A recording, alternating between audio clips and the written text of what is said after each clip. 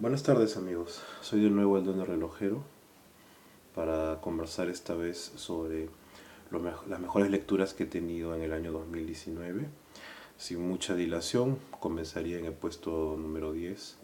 Pero antes de ello, creo que salvo el primer y el segundo lugar, los 8 lugares restantes están a un nivel muy parecido. En este caso yo comienzo con Víctor Hugo y el 93, que no está ni entre lo más conocido ni entre lo más pulido del célebre autor francés, pero creo que es un libro que maneja muy bien el tema de expresar las ideas, a pesar de que no necesariamente estés de acuerdo con ellas.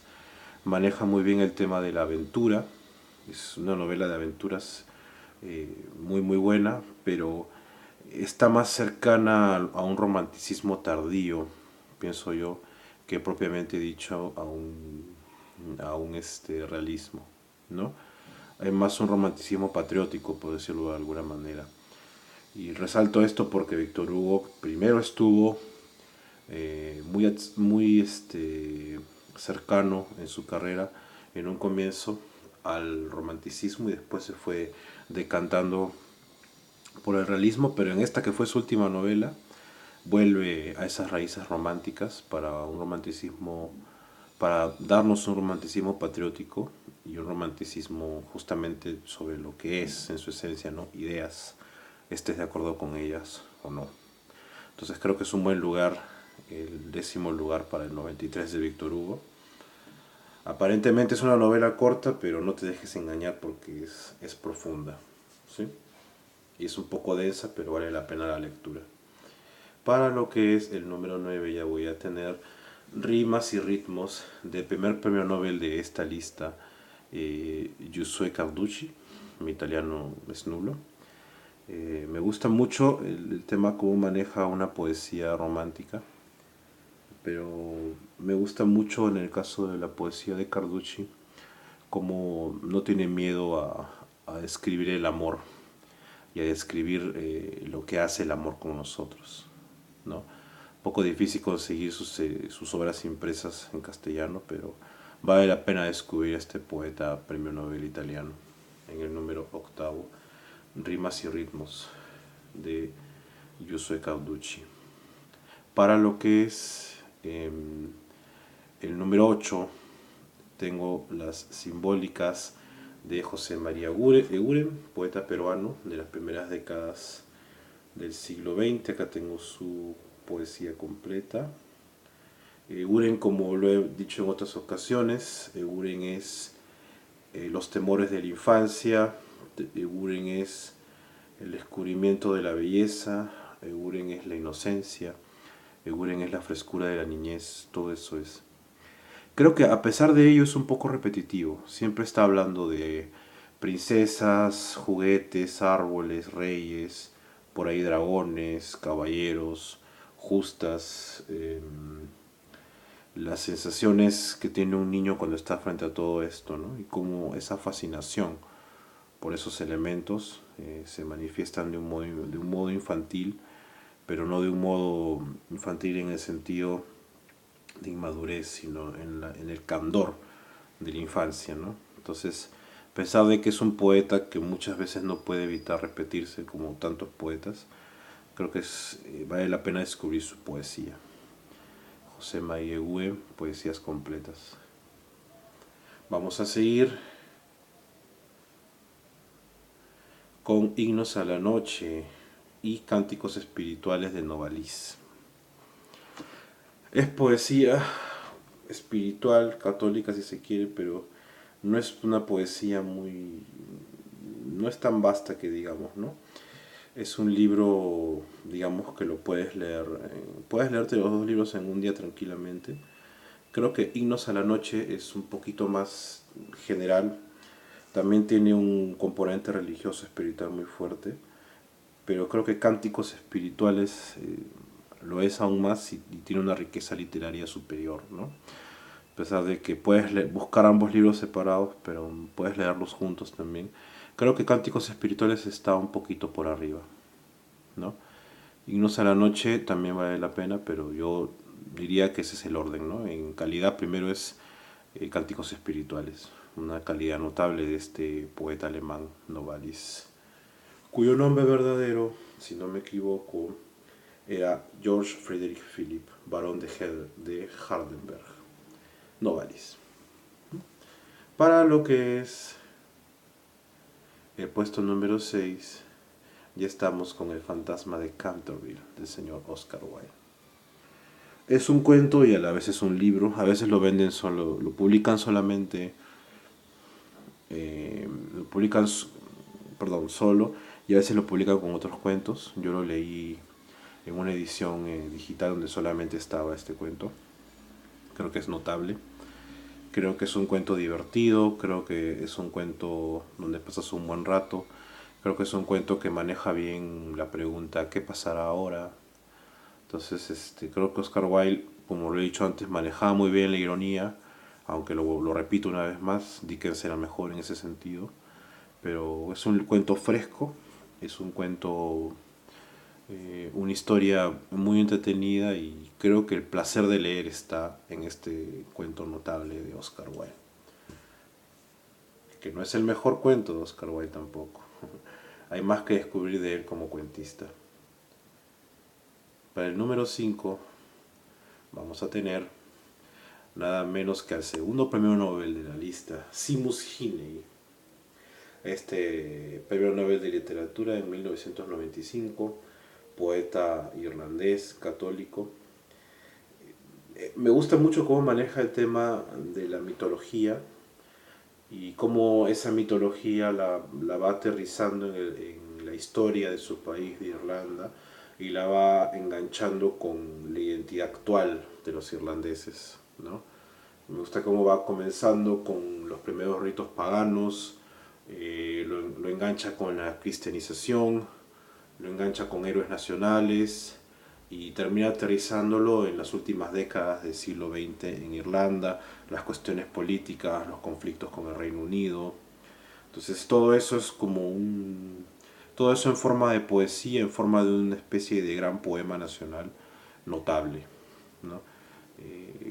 Creo que descubrir la poesía de Seamus Heaney, eh, junto con otro poeta irlandés que no recuerdo, que también es premio Nobel, no lo recordar ahora, pero ambos son grandes en ese tema de la identidad nacional de los irlandeses manifestada en la poesía.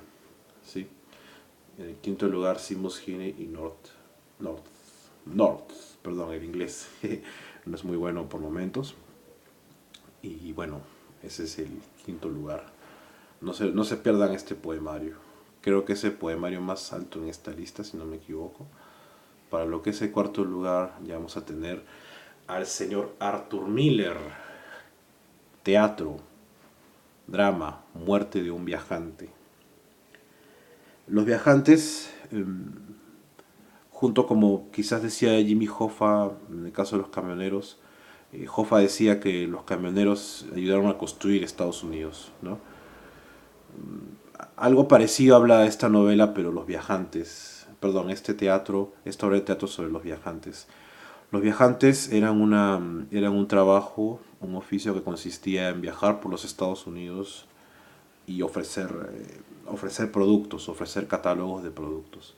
Entonces, de alguna manera sí contribuyeron en gran medida al desarrollo económico de los Estados Unidos, pero fue en una etapa donde Estados Unidos no tenía muchos competidores económicamente hablando, después de la Segunda Guerra Mundial, durante la década que comienza la Segunda Guerra Mundial y las 2 o 3 décadas posteriores, la gente consume mucho, compra muchas cosas, y esta obra de teatro habla justamente de ese papel que tuvieron los viajantes de comercio. Y bueno, creo que no es coincidencia que Gregorio Samsa en la Metamorfosis de Kafka también tenía la misma profesión, el mismo oficio que tiene el viajante de Arthur Miller. Una obra de teatro que nos habla del dinero, nos habla de qué es el hombre frente al dinero, nos habla de las posesiones, la ambición por tener un lugar privilegiado en la sociedad, porque nuestros hijos tengan un lugar privilegiado que de repente nosotros no alcanzamos. Vale la pena sacrificar todo por eso. Vale la pena querer llegar a esa posición económica como del lugar. Y para poder lograr eso, disculpen amigos, para poder lograr eso, ¿cuánto debe sacrificar el hombre de sí mismo?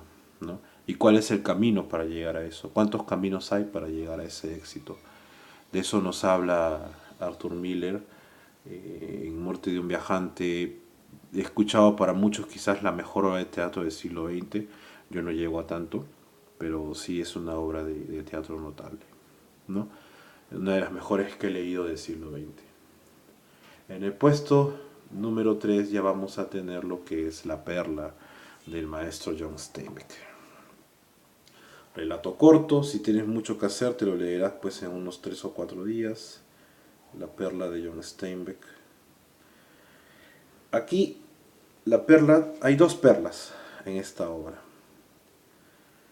Una perla que es física, material, tangible, que es la que es el móvil de esta pequeña novela, de este relato si se quiere.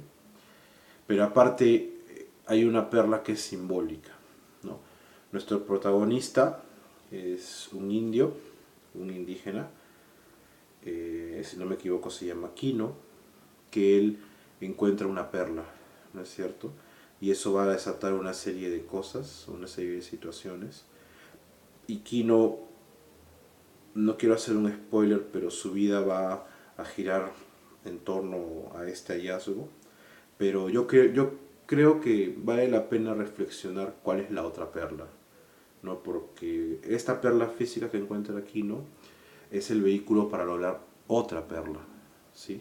Y yo creo que si lo lees bajo ese sentido puedes encontrar más riqueza aún de la que ya tiene esta pequeña historia notable de John Steinbeck.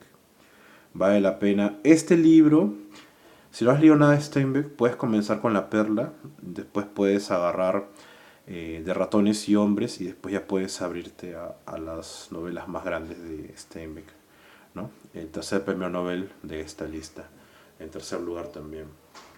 Ahora, en los dos primeros lugares hay una situación. Alessandro Barico y Seda es el libro que más me gustó, pero tengo que reconocer que no es el mejor. No siempre coinciden ambos, ¿no? En este caso, en segundo lugar, Seda de Alessandro Barico es un libro breve, bien narrado, no puede evitar por ahí caer en una serie de repeticiones, pero hay que verlo como un recurso literario más que como un error, así es como lo estoy notando yo. Y creo que para pasar un buen rato, para leer algo bueno, algo bien escrito, es un libro notable, es un libro muy bien trabajado y es un libro que nos hace pensar en ese placer de contar y leer historias. Seda de Alessandro Barico, sencillamente no se lo pierdan. Y el mejor libro, no fue el que más me gustó, pero creo que fue el mejor trabajado de los que leí en el año 2019. Tengo que aclarar que los libros de poesía no los he analizado literariamente a profundidad porque no es mi fuerte analizar la poesía a profundidad. Lo hago un poco mejor con la narrativa y con el teatro. Entonces, teniendo eso en claro, el libro que para mí he podido analizar que narrativamente ha sido superior a los demás, a pesar de que Seda me gustó, en una cuestión de placer literario, Seda me gustó un poco más, pero tengo que admitir que mejor trabajado está Aura, de Carlos Fuentes, el mejor libro que leí este año, para mí.